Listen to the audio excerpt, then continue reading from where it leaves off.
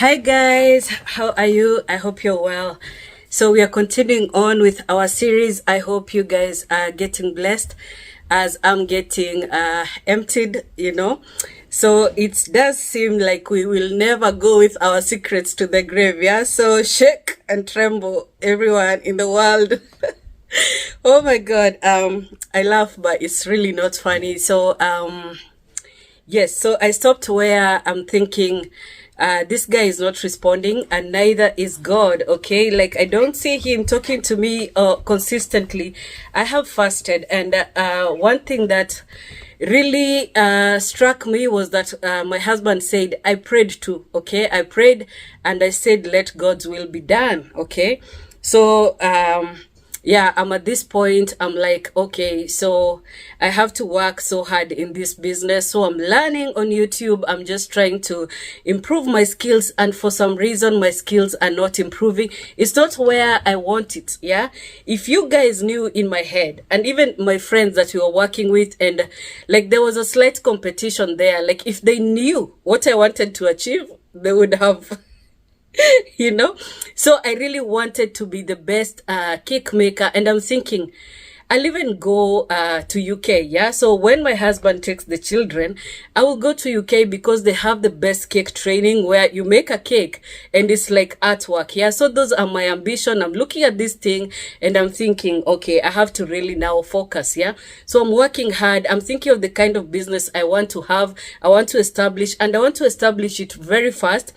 I was thinking I shouldn't employ men because I did like how men work, yeah. So I'm thinking I'll get my ladies, get them so close to me, and I've always been challenged, yeah, with having workers. Yeah, they just seemed so elusive. Like I would get someone and sometimes we are liking each other and something happens, they form allegiance with other people, yeah. So like that used to scare me. Like a lot of things used to scare me. Like where will I get this army?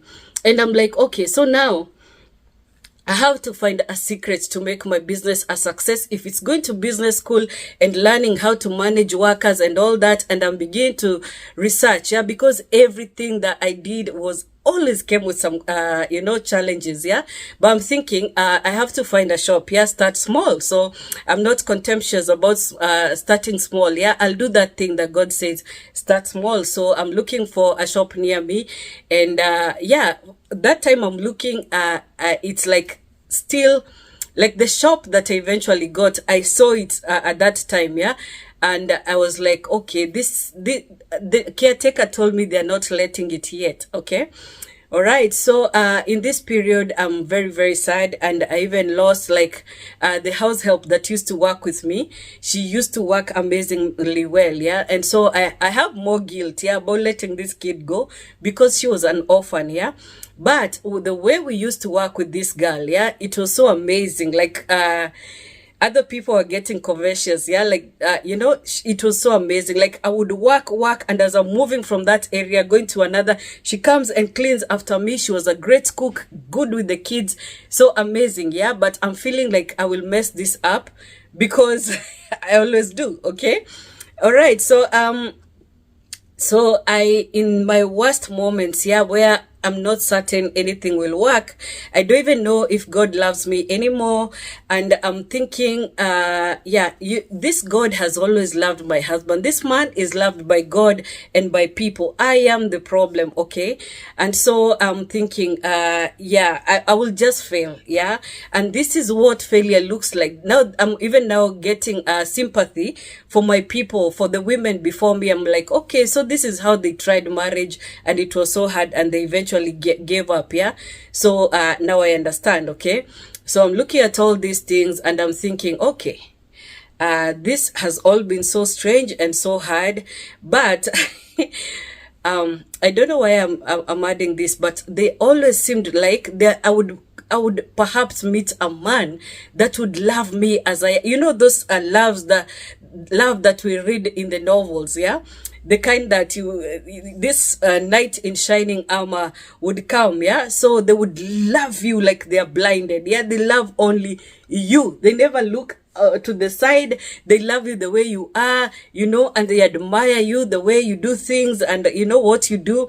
And now I'm thinking I've become so good at nurturing. Yeah, I can take better care at a man. And if we enter a relationship at this point, they don't know my weaknesses, the ones that my husband used to see. So like I harbored that, like perhaps I can meet someone who would love me just for me, right? And since we are very responsible with the kids would just like be between us, yeah. And this guy won't have to worry about responsibility, because me and the father of these children, we are very, very committed, yeah. But perhaps for my sake, God will ever give me a man, right?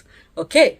So I one time I'm thinking about these things and how I've never seen favor. I've always seen women admiring my husband, and me, I got so committed in this thing. It's like I never even, like focusing on other people. I could never, right? I could never. But I was always harboring, other things, like thinking when I used to date, when I used to see other people, like they would be so into me, right? And they would always talk about marriage, yeah. Even like I'm talking about before 19, yeah, before I got committed to this man, yeah. So I'm thinking, yeah, I can get a man, even me. So I don't know why I'm laughing. It's horrible. So all these things are, my ego is fighting with all these things, because I feel if entering into prayer is now like becoming those spiritual women who are left and they're in church so bitter and always just saying these weird things to younger girls, I don't want that, yeah. And I was telling God, show me how to let this man go so well that I will never have to envy younger people. I'll just come into my own, this successful rich auntie, okay? So these are the image playing in my mind, and I'm thinking this is attainable, especially if you're not shackled in marriage. This is attainable. You can build yourself, go back to, if it is cool, go back into, getting back into your beauty. Now focused on, going to no more sacrifices, yeah. So if I do get money, I'll be that salon going person, nails, hair, everything. All right, skin. I will get Esther's treatment. In fact, it was at that point I started thinking, if this cake thing grows so much, yeah, I'm gonna travel to a place to Israel, yeah, so they can teach me about the therapy they gave to Esther, okay? And once I learn all these things, yeah, I'm going to come and open an international spa, right? Where I will be doing these things, especially for pregnant women, you've had children, or you're in the process, and I've never even been into beauty and stuff, but I'm thinking women will get treatment so that they heal all of them, yeah? So that when God presents them now with their king, they will be able to be as good as Esther. You know that meme that just came to you guys already know? So that meme, yeah, that TikTok meme where they're showing like a person before they were, before they had money, and it's like Esther was poor, was black and poor, and then when Esther found money, Esther blish. For those who haven't come across it, I find it so hilarious. Yeah, so I was thinking, at the height of my success will be me in my 50s, looking so beautiful with a man, or not, yeah, because I don't have to, very well healed by the Esther treatment, yeah. And now I'm in admiration. I wanted to reach a point where my kids will no longer see me as this person. They're admiring me, and whatever dynamic we have with the dad, they will just, they will see me as a superpower and their dad as a superpower. So we will enter the next generation. Even though we are apart, at least we are good. Yeah, like the kids can see and the kids can grow from that point. Now you have to understand something about me, and I hope you're catching. I could not imagine seeing another broken generation. That was going to take me out, okay? So my passion about parenting was coming from there. And even though I wasn't doing well, I had been shouting at my kids in times where there were other witnesses around, like friends and all that, yeah? And they would judge me from that and be like, yeah, we'll do things different. But they say now, like, they learned most things from me. I don't know, right? But we will get there, okay? So I'm thinking all these things, and one day I'm like, okay, I'm praying, nothing is happening. Today, I entered that bedroom one day, and I'm like, God, I'm fighting with you today. We are gonna fight, okay? And so I bring my petitions to God and I tell him, look, when we were young, we suffered so much, even in the hands of men, because let me tell you, when children are neglected, rapists and thieves and all that, they are watching, they do their research very well. So the kids they attack are the most neglected, yeah? So those ghetto kids, you see this, like a ghetto kid so cute, yeah? But you're like, oh my God, what is this kid doing in the ghetto? They are so unprotected. You know, like out of the strife in the family, some of these girls are so, even boys, yeah, so neglected, they get raped, they get all these things happening to them, yeah. And who are they going to report to? Being a ghetto kid, I can tell you, when these kids report to their parents who are sometimes as in hanging with this man will say things like, you're the one who always is showing yourself in front of men. Look, a kid under 10 looking for affection around these uncles, and the mom is looking at them like they're looking for affection, like real woman affection. Like the parents will see these kids as, I can't. So, okay, so these people do their research, they're neglected, and I know this because this is my story, yeah? This is what I have seen growing up. Neglect, you know, and you get into so much mischief, and that is how you know there's a curse operating in this, yeah? But until people are awoken, they don't know. So I go to God, and I'm like, look here, let's just talk about this. Let's lay it all out. I was a kid. Where were you? You did not protect me. So many things happened to me. You did not protect me. I was a shepherd out there while other kids in the family were enjoying life, yeah? I was hungry. I was torn out there. I was attacked by people who, our goats would go into their shambas, yeah? I was all alone. Where are you? You say you're God and you're always watching over us, yeah? Even as a kid. Okay, fine. Maybe the mistakes I've done now, I've done them as a grown-up. I should have known better, yeah? But when I was a kid, who was supposed to watch me? Wasn't it you? What are these stories you're always talking about, yeah? Because in Sunday school, I was always given to you, right? I was, you know, my heart was all out for you. What did you do? Did you make us rich? No. Did you make us, even our mom, like settle down? Did you help us to move out of home? No. I had to sit there. I had to watch grandma. I had to be beaten. I had to go through so much abuse. Where were you? Okay. And now, fine, I made a mistake and got into this marriage without, you know, asking you. But now this is what I'm facing, yeah? And I don't seem to be coming into any success. This man, as long as I knew him, he was always getting favor. Women would come around him, you know, trying to like act seductive. Where were you? Did you stop that? And no, okay? So me and you, and like I'm putting up a case of why I will either have to step so far back away from you, or you will show me who you are today, okay? So I'm like bringing all this petition, fighting him, right? So I tell him that night, yeah, I tell God, look, I know I'm being rude and I'm sorry and I'm crying and, you know, like I'm so angry, fighting my tears, you know, like I'm like mucus, tears, everything. It's war. And I'm like, I'm going to drop this. I'm beside my bed. I take my Bible off the side table. And I'm like, I'm not going to be those women who always pray and never come to anything. I'm going to take this Bible, okay? I'm trembling before God, but at the same time, we're going to fight. I'm going to take this Bible and I'll drop it on the floor. If I get a word that makes sense to me, I'll know you're talking to me right now. But I want you to prove to me that you love me as much as you love my husband.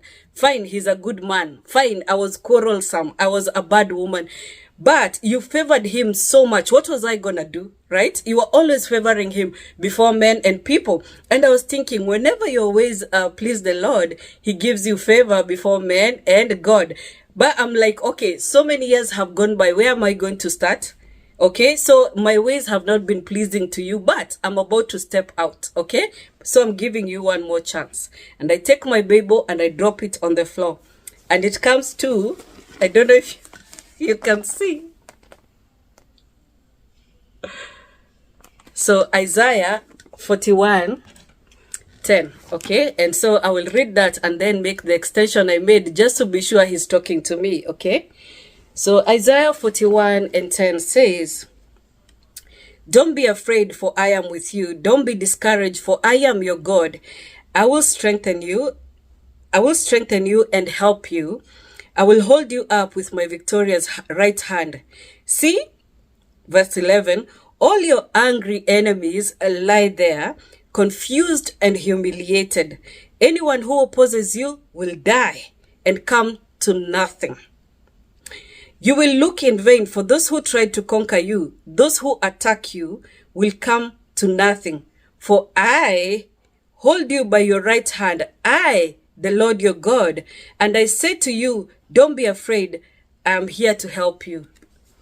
I'm like, yeah, I think you're talking to me. I think you're talking to me. Okay, fine. So I'm not going to die, all right? Oh, the plan was to die. I was going to leave my kids with my mother, right?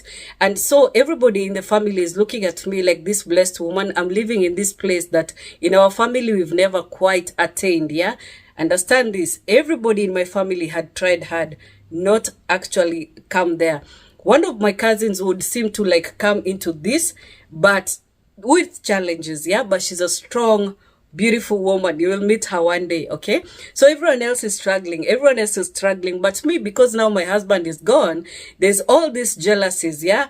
Now, if I talk to somebody, they're like, like if it was me in that position, I would do so much better, okay? I wouldn't bother my husband. But remember, you guys, this guy, we came together with no money. So, like, it's not making sense to me. And I'm like, since he'll be so great, yeah, through his education and whatever he's pursuing, I have to be just as great so that I don't remain as that person down there. But when we came together with this guy, it was just love and understanding and conviction, because he told me, when you came to my shop, I knew you were going to be my wife, okay? So many declarations made along the way, yeah, because the tongue has power. And of course, now we see now in part that God is fighting, right? So I'm like, okay, so I understand God is telling me to not be afraid. Now he's coming, he cares about me too. And I felt that love, yeah? So I went and looked on in my children and I was like, okay, I won't die. They're sleeping innocently. I'm looking at them and I'm thinking, yeah, you really shouldn't die. It doesn't seem like you have a purpose in this life, and perhaps you'll never be as great as your husband, and I didn't even need to be. I just wanted for something, one thing in my life to work. See, I had tried writing. It didn't pan out. I had quit school. University, never went there. I had quit now this cooking school. I had tried singing. It never happened. Nothing was happening. Okay, so I want a success of my own that will stand. And now I come across this verse that is saying, extend your house, right? Like build an extension for your house, or expand your tent and lengthen the cords, like make extra room, yeah? And so so now that God has assured me that I don't need to be afraid and he will fight my enemies, this is how many time he's telling me, like the third time, yeah? He's telling me, and he let me hear a conversation where I knew that members of my family had gone to see a witch doctor, okay? And let me tell you, in some of these videos, it's like I mix witch doctors and medicine men. That wasn't coming to my mind, okay? All right, so I'm here and God has assured me.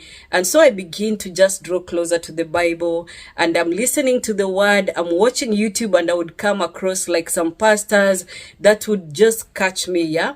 And so I come across Dr. Tony Evans teaching about a good man, right? And I come and he's teaching on Psalms 91. Now it's like I'm waking up and I come across these scriptures. I would just take my Bible and read, yeah?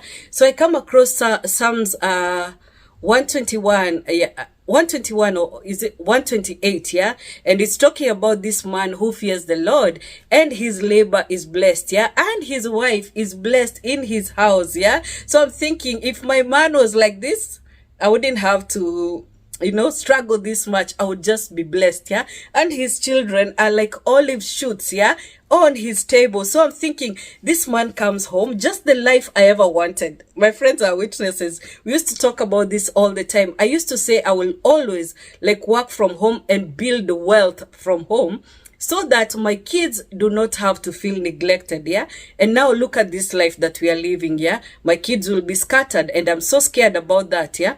But now, because of all this pain, it's like I want now to cover myself, yeah. But I'm thinking about this man, perhaps who comes home early, because his labor, the work of his hands is so blessed. He's making millions without having to toil much, okay. So he's coming home to this wife, and me, I'm thinking I'll be that wife, yeah. When God blesses us, I'll be cooking these amazing meals, yeah. Even this schooling that I was doing, I'm like, I will go back to school now proper.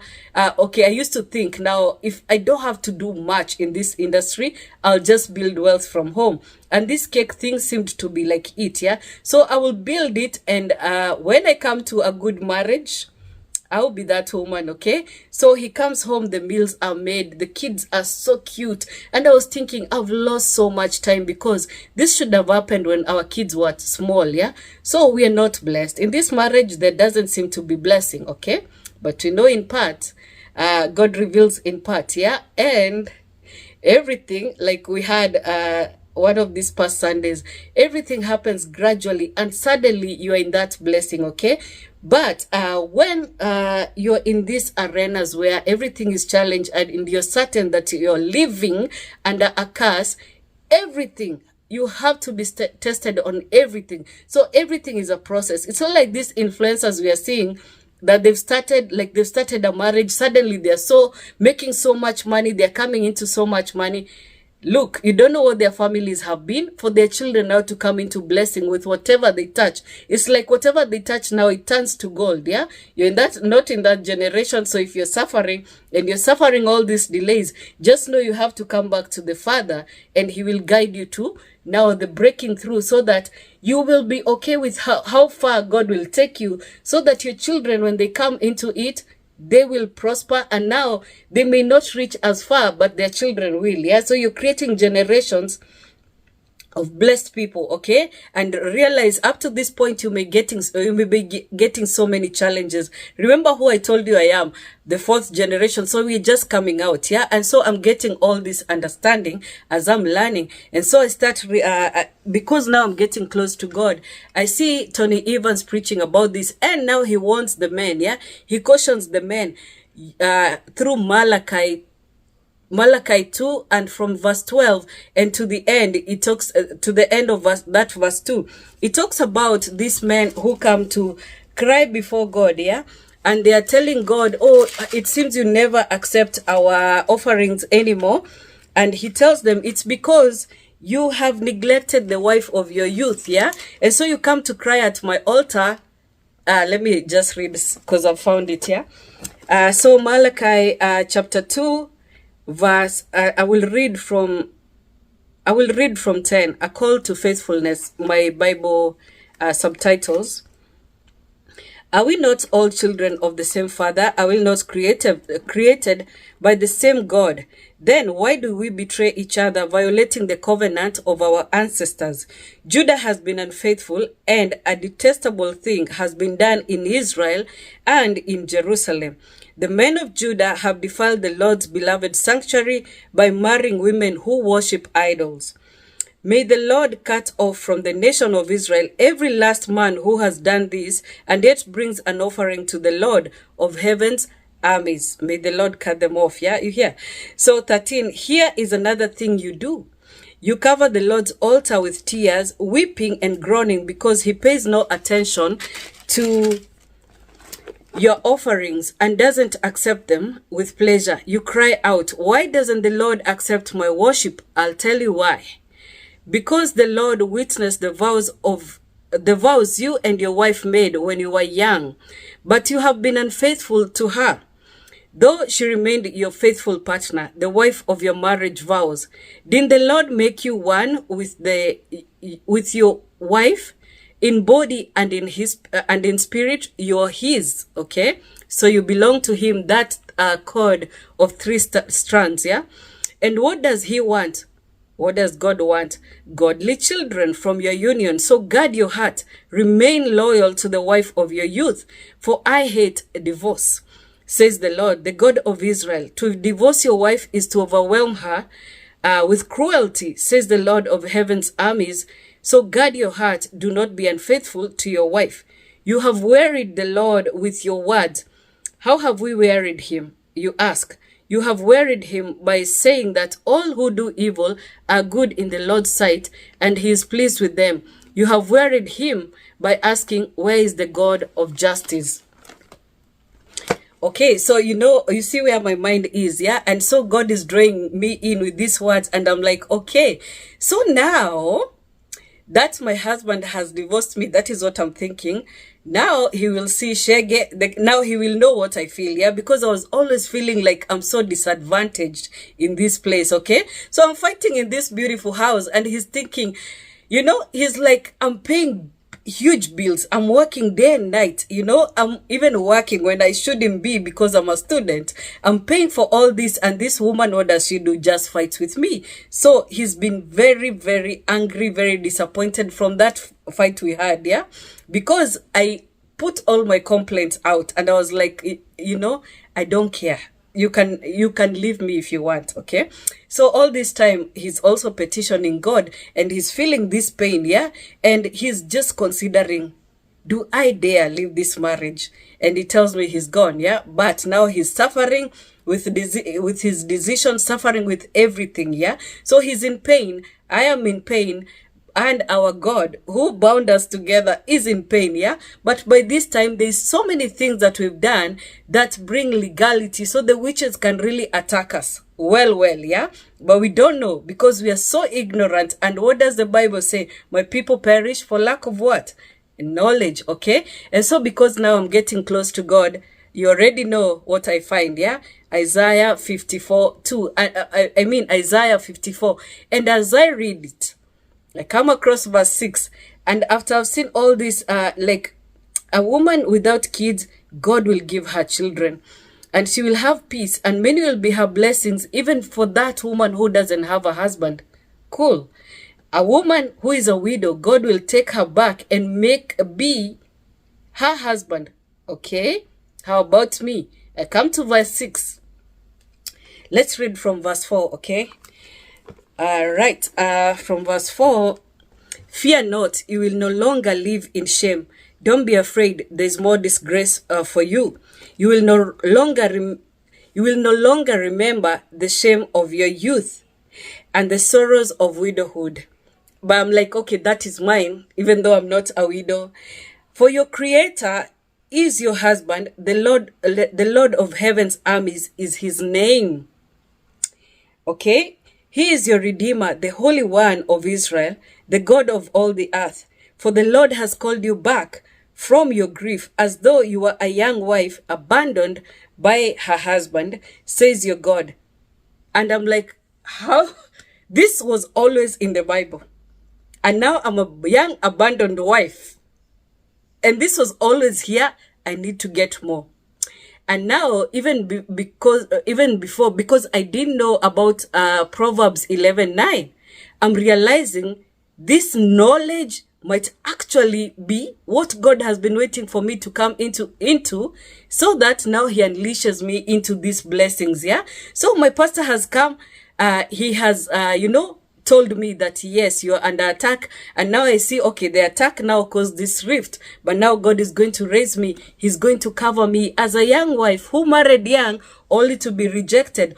And now I connect it with Malachi, because now God hates divorce. When you are rejected as a young woman, what does God do? For a moment, I turned my face away, but with loving kindness, I have remembered you. Okay, so now this is where we are, okay?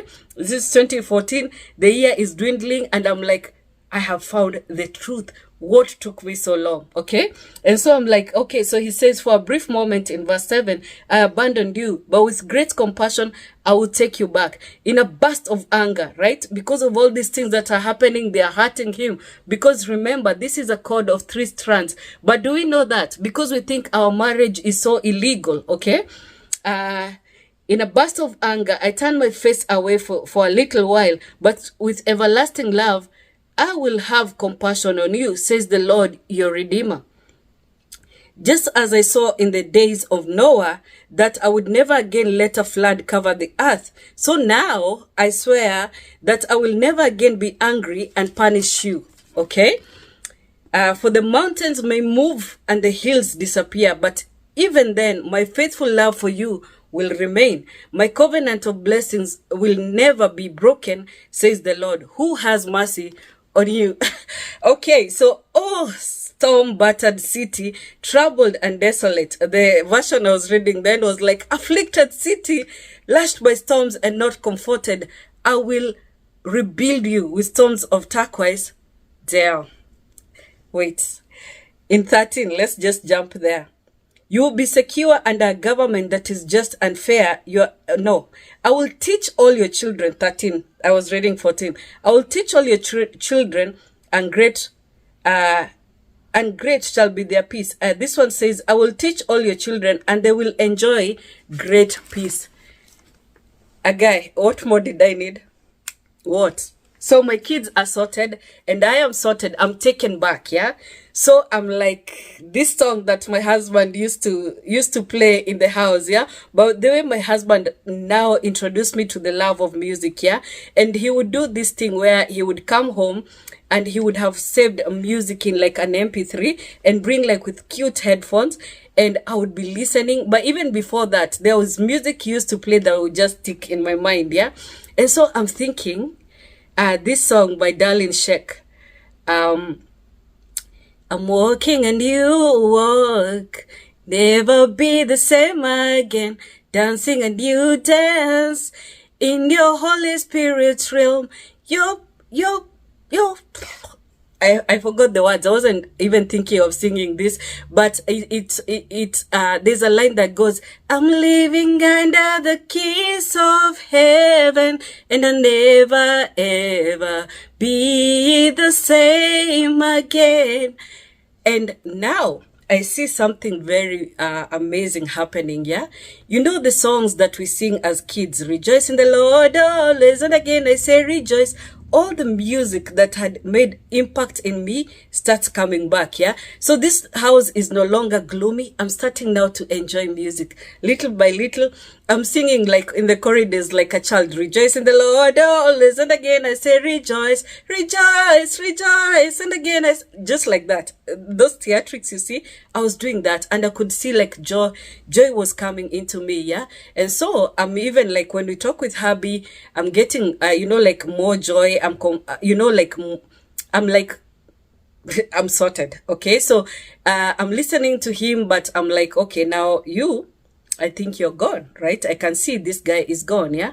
And, you know, the way, like, so he used to call and we would talk on Skype, and then I give it over to the kids. Now I'm like, no, it's okay. I'm telling the kids, I'll talk with Baba on the phone, because now they know we call each other on WhatsApp, yeah? So I'm now starting to avoid him. I'm like, okay, this guy is gone. I have to make peace with that. I have now to build me. And the fire and the energy I'm going to put in this needs everything that I have, yeah? I cannot now be giving to this man anymore, because I'm praying for him, but I'm like, no, I cannot suffer this pain anymore. All right. And so I go into now this season where I'm just, praying, just wanting to ally so much with God. Yeah. I want him I want him to be my husband. So I'm going to serve him the way I used to serve him. And I'm so, to serve my husband. And I'm so, sorry that I gave that much, myself that much, and forgot about me. And I'm thinking, I used to listen to TD Jakes talking about how a young woman will spend the whole night just praying, yeah, with her God, yeah, because that is her husband, yeah. But now when they are married, they are given now to marriage, yeah. Where does it actually say that in Bible, like, in the Bible, like when you're married, now your service is to your husband, right? So I'm like, okay, now I'm stepping back.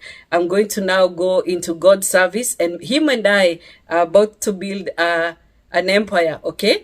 And now I want to, before I finish this video, I want to tell you now, as the year is coming to an end, the year 2014, my husband wants to renew his study permit, yeah, and he wants to include us. He wants to apply, okay, and so he's like, I will take care of every of this, yeah, now from my side. And I'm like, you have money to do this? And he's like, yeah, and they used to like help each other in the group, like if you're applying now for your family, we'll put money in your account, yeah, so fortify the account so that you look like you're good, yeah.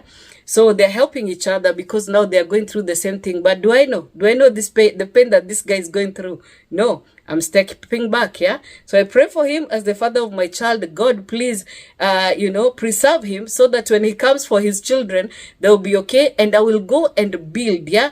Like I'm telling you, I want to build this bakery. And then now when he says go away, I will go to London, learn all the cake skills, yeah, because now my mind with him being there is open. I'm embracing these things of going abroad, yeah, to learn.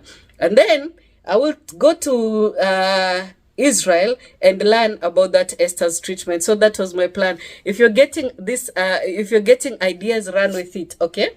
Soon, I will show you how to start from nothing as God directs, okay? So those who are starting, those who are interested in like doing cakes and stuff, those are things you can start without money, okay? If any one of you is watching this and you're interested in starting at some point, yeah, I will let you connect with me for that, yeah. But I have to pray to God first because I used to be a people pleaser and I became bitter out of it. So I don't want to do something until God sends me, okay?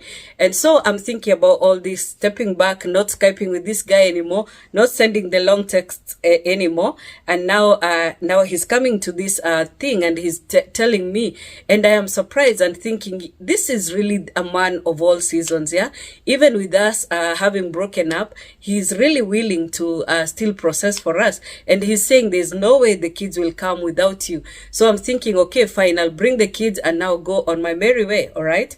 And so we are at this point. I'm not telling him, but he used to say, I will even sponsor where you want to go, okay? So he's building and he wants to really build himself so that by the time we are coming with the kids, he is okay and he can send me off, okay? So that is the kind of talk we are having.